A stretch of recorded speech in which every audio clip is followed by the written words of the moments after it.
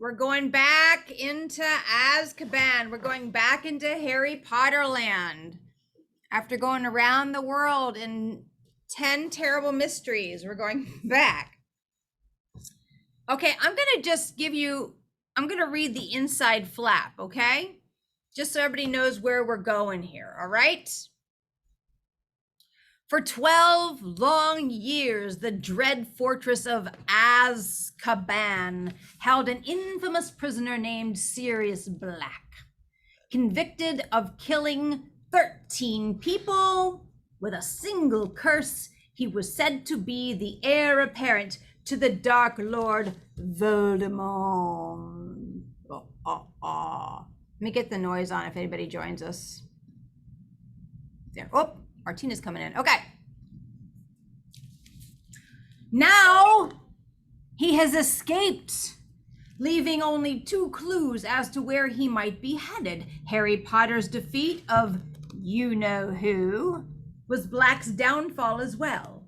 And the Azkaban guards heard Black muttering in his sleep, "He's at Hogwarts. He's at Hogwarts." Harry Potter isn't safe, not even within the walls of his magical school, surrounded by his friends, because on top of it all, there may well be a traitor in their midst.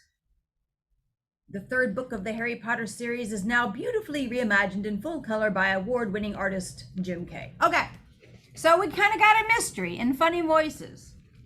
I'm even going to show you, before we even get in there, how beautiful this artwork is. So check it out. Ooh. All right, let's do it. Harry Potter and the Prisoner of Azkaban.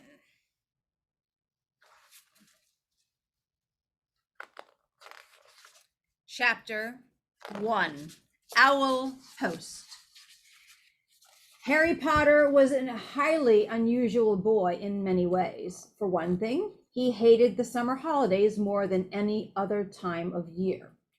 For another, he really wanted to do his homework, but was forced to do it in secret in the dead of night. And also, he happened to be a wizard. It was nearly midnight, and he was lying on his front in bed, the blankets drawn right over his head like a tent, a torch in one hand, and a large leather-bound book, A History of Magic by Bathilda Bagshot, propped open against the pillow. Harry moved the tip of his eagle feather quill down the page, frowning as he looked for something that would help him write his essay. Witch burning in the 14th century was completely pointless. Discuss. The quill paused at the top of a likely-looking paragraph. Harry pushed his round glasses up his nose, moved his torch closer to the book, and read. Non-magic people, more commonly known as muggles, were particularly afraid of magic in medieval times, but not very good at recognizing it. On the rare occasion that they did catch a real witch or wizard, burning had no effect whatsoever. The witch or wizard would perform a basic flame freezing charm and then pretend to shriek with pain while enjoying a gentle tickling sensation. Indeed, Gwendolen the Weird enjoyed being burnt so much that she allowed herself to be caught no fewer than 47 times in various disguises. Harry put his quill between his teeth and reached underneath his pillow for his ink bottle and a roll of parchment. Slowly and very carefully, he unscrewed the ink bottle, tipped his quill into it, and began to write.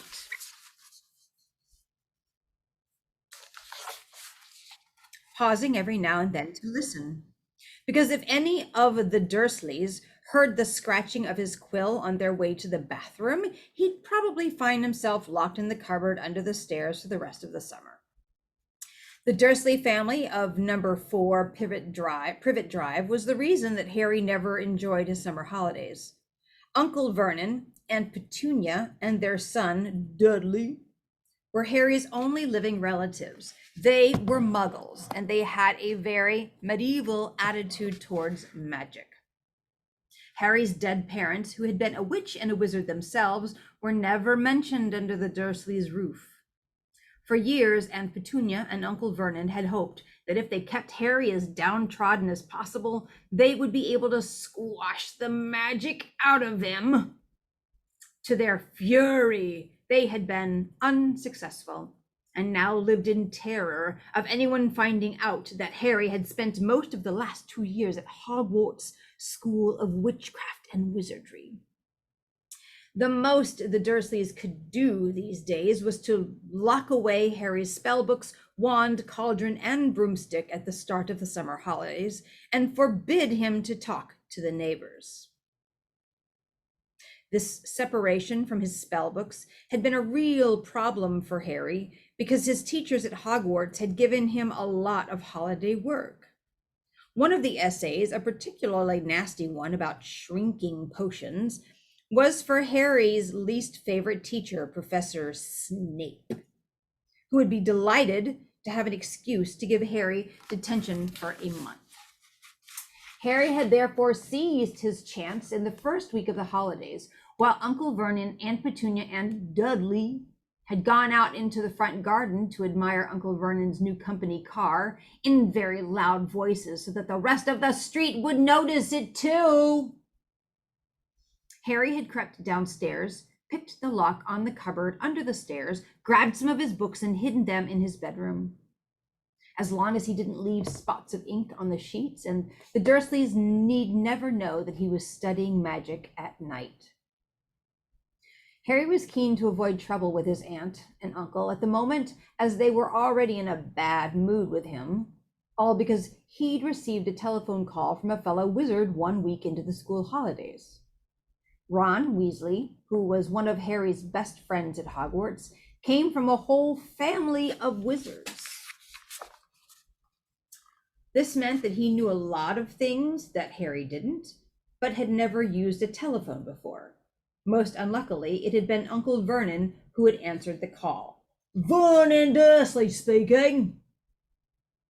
Harry, who happened to be in the room at the time, froze as he heard Ron's voice answer. "Hello? Hello? Can you hear me? I want to talk to Harry Potter."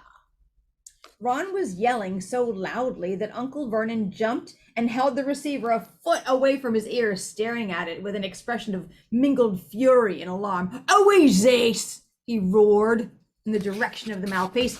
"Who are you?"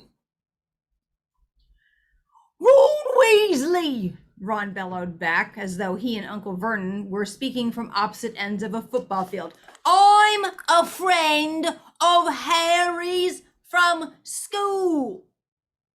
Uncle Vernon's small eyes swiveled around to Harry, who was rooted to the spot. "There is no Harry Potter here," he roared, now holding the receiver at arm's length as though frightened it might explode. "I don't know what school you're talking about. Never contact me again. Don't you come near my family." And he threw the receiver back onto the telephone as if dropping a poisonous spider. The row that had followed had been one of the worst ever. "How dare you give this number to people like you?" Uncle Vernon had roared, spraying Harry with spit. Ron obviously realized that he'd got Harry into trouble because he hadn't called again. Harry's other best friend from Hogwarts, Hermione Granger, hadn't been in touch either. Harry suspected that Ron had warned Hermione not to call, which was a pity, because Hermione, the cleverest witch in Harry's year, had Muggle parents, knew perfectly well how to use a telephone, and would probably have had enough sense not to say that she went to Hogwarts.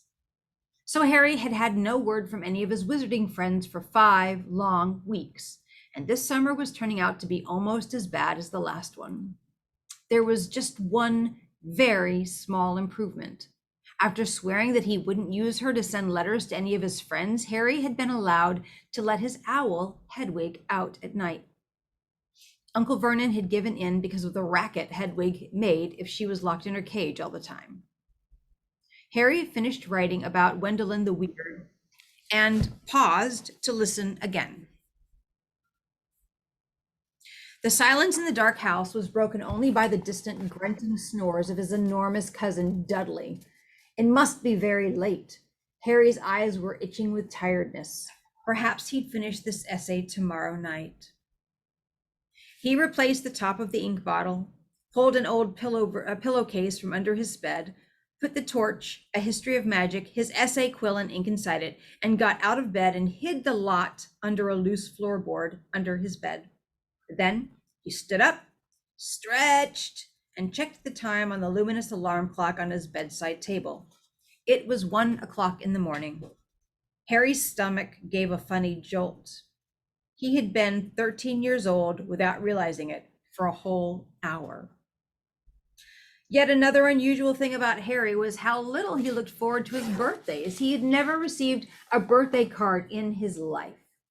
The Dursleys had completely ignored his last 2 birthdays, and he had no reason to suppose they would remember this one. Harry walked across the dark room, past Hedwig's large empty cage, to the open window. He leaned on the sill, the cool night air pleasant on his face after a long time under the blankets. Hedwig had been absent for 2 nights now. Harry wasn't worried about her. She'd been gone this long before, but he hoped she'd be back soon. She was the only living creature in this house who didn't flinch at the sight of him.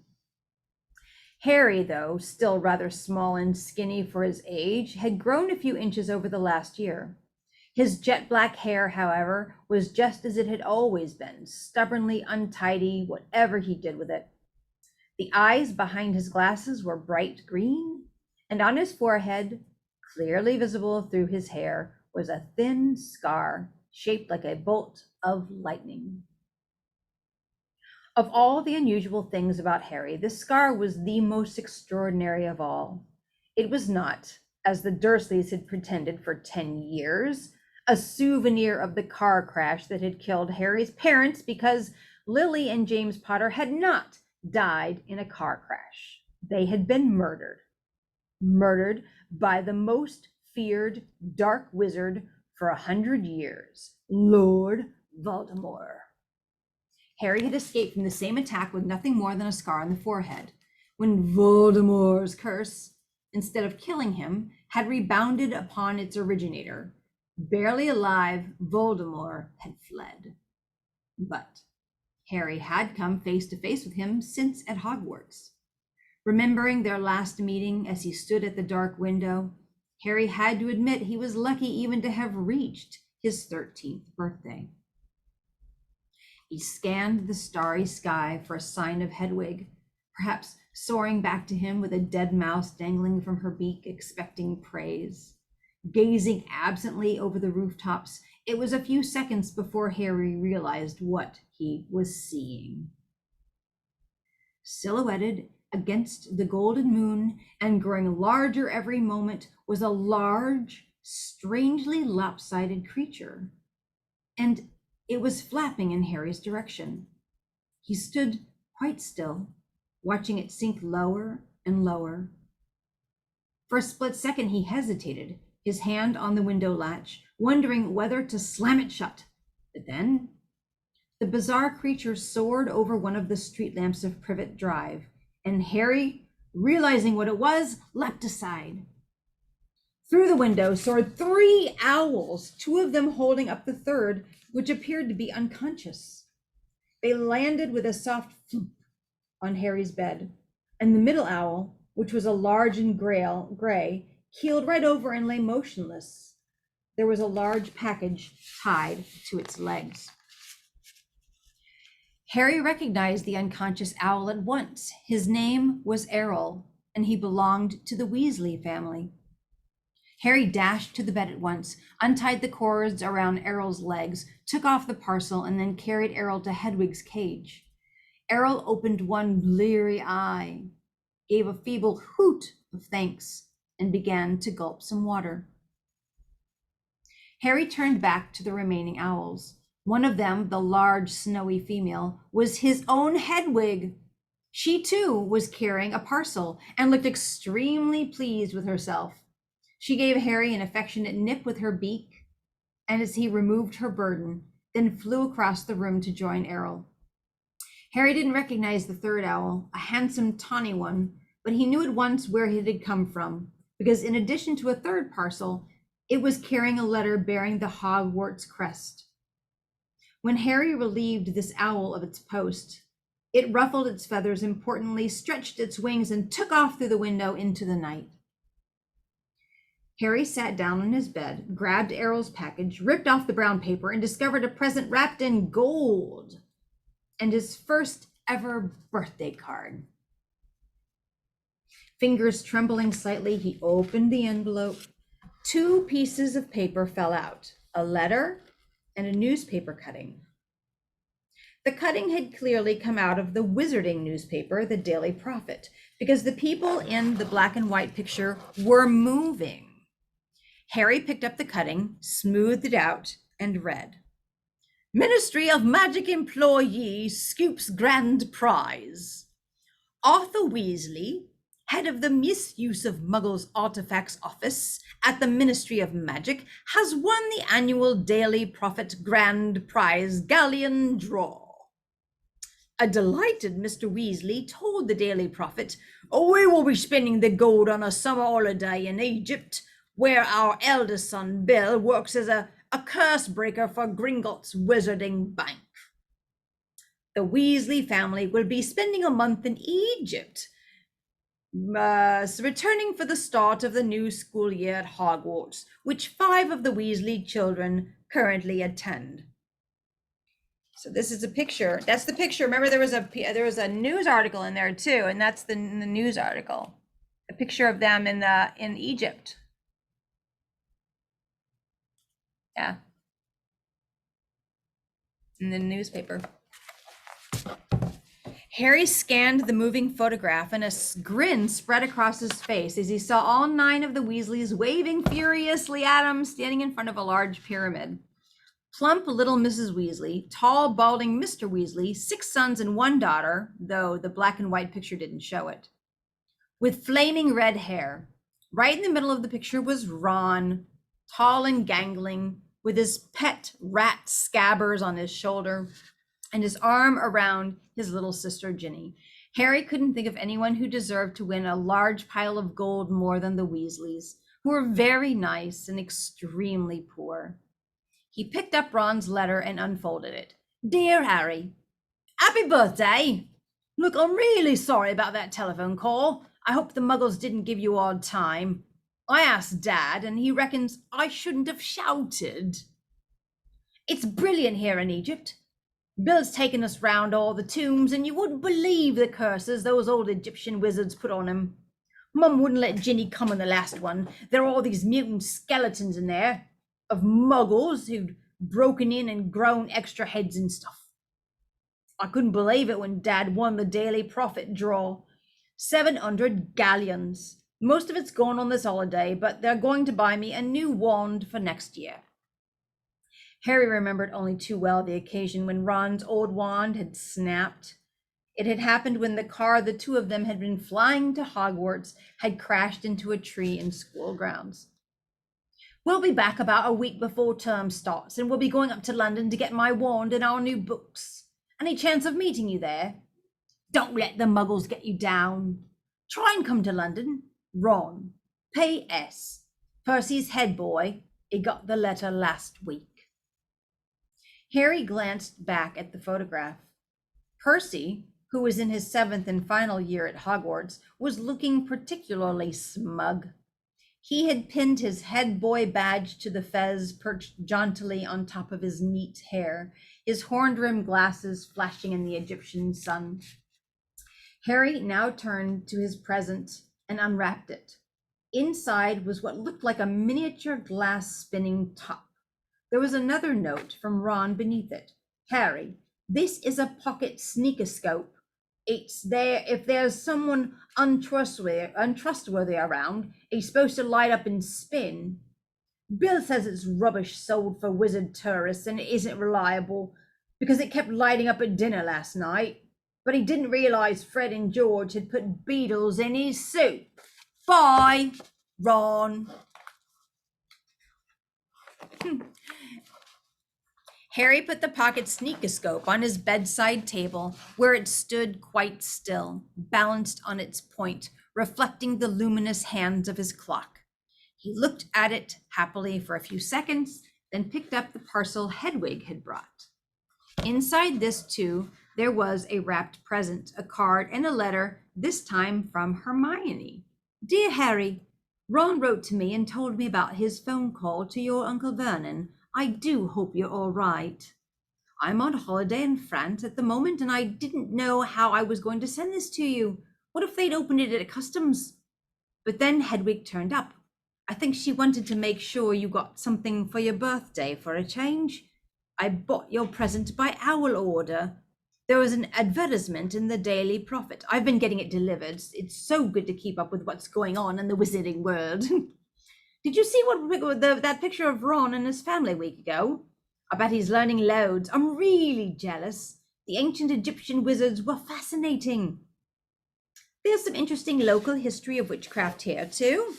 I've rewritten my whole history of magic essay to include some of the things I've found out. I hope it's not too long. It's 2 rolls of parchment more than Professor Binns asked so far.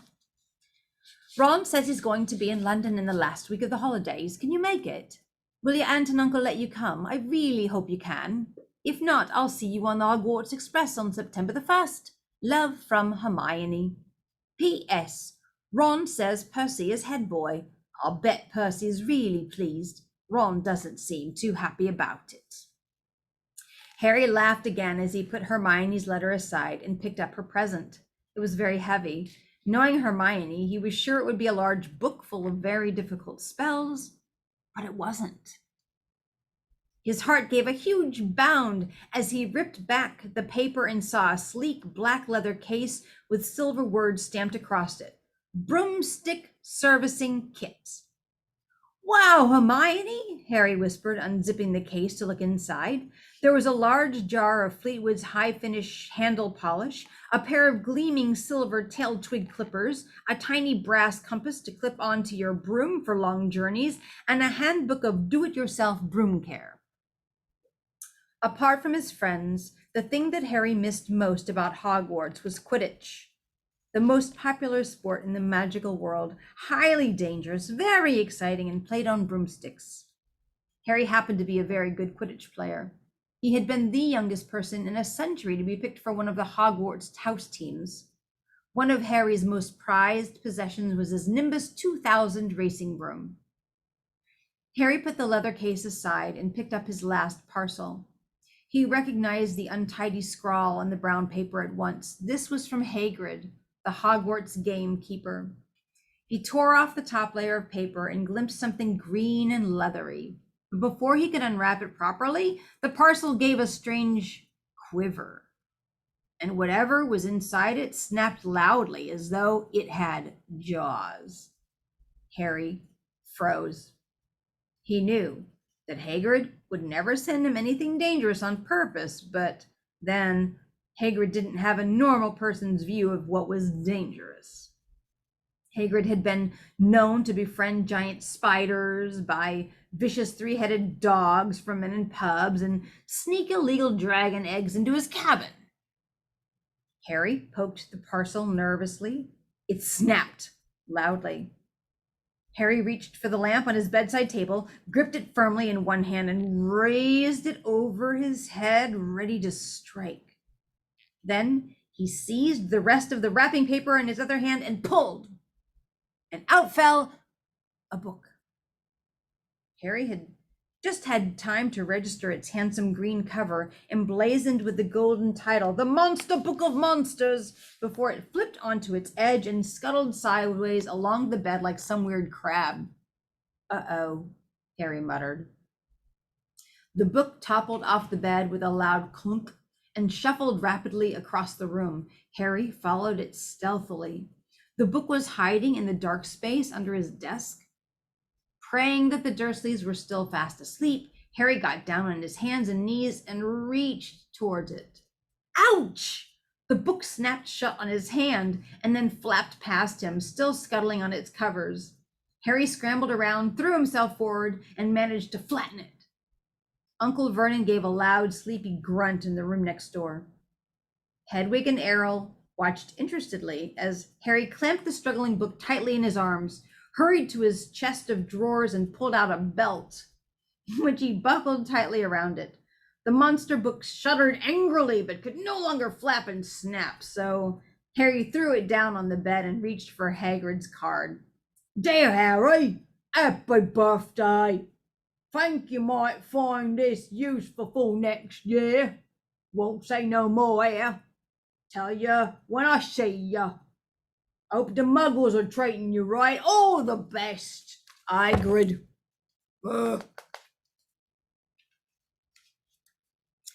Oh, here's a picture of the book. Crawl is a monster book that's a monster. It's a monster book.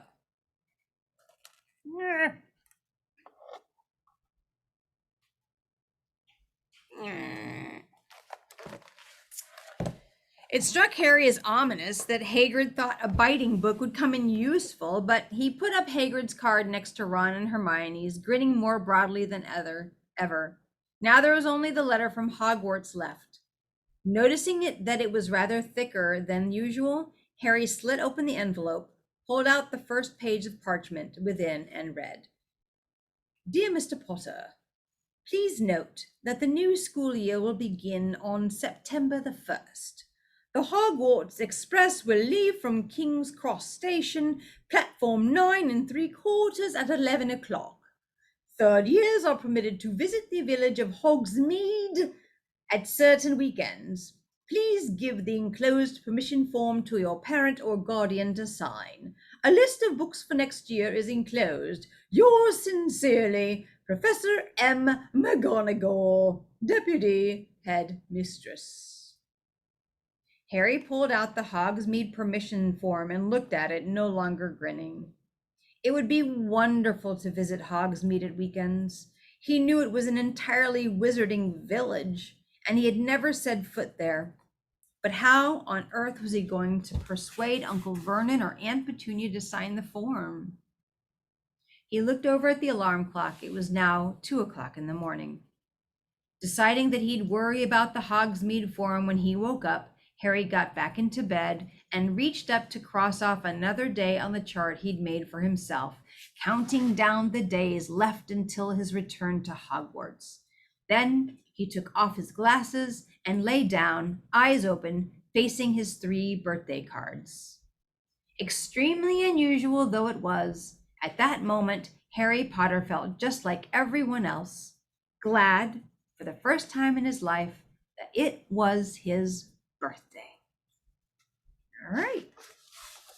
That was the end of chapter 1. Nice to be back at Hogwarts.